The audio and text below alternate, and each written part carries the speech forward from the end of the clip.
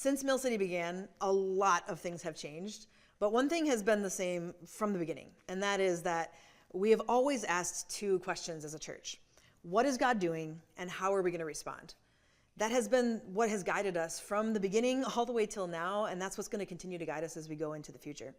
And so as we have come together with Historic Elam Church, as we have begun to get even more rooted here in Northeast through this opportunity to be at 13th and Madison, we have continued to ask those questions. God, what are you doing, and how are you inviting us to join in with what you're doing?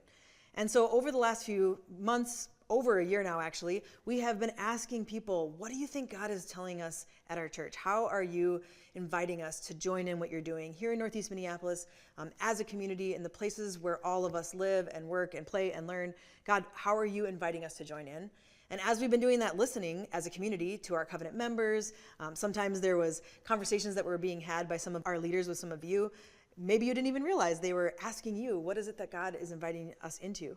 We've collected all of that information and all of what people have said and shared so that we could see what themes might have emerged. When we notice themes of what it feels like God is saying to our church community, that's really directional when it comes to the opportunities that come our way.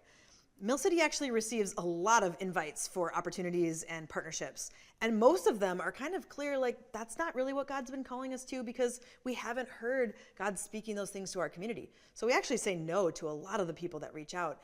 But when there's an emerging opportunity that seems like it's really in line with one of the themes that we've heard from our community, that's when we really pay attention and we realize that that might be the initiatives that we're supposed to step into as we step into God's future for our church. The themes that we heard over this last season were pretty clear.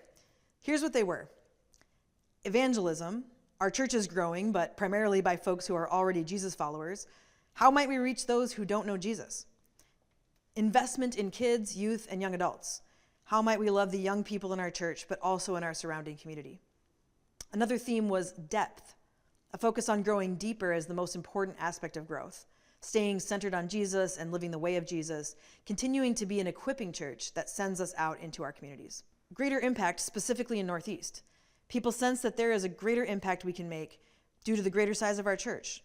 There's a passion to continue to make a deeper impact in our local community in Northeast Minneapolis, among our neighbors. Another theme was influence in the church.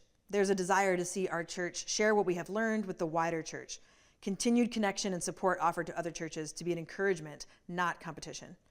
And then finally, church multiplication. Perhaps Mill City can contribute to the growth of the church by multiplying more churches, not merely growing as one church.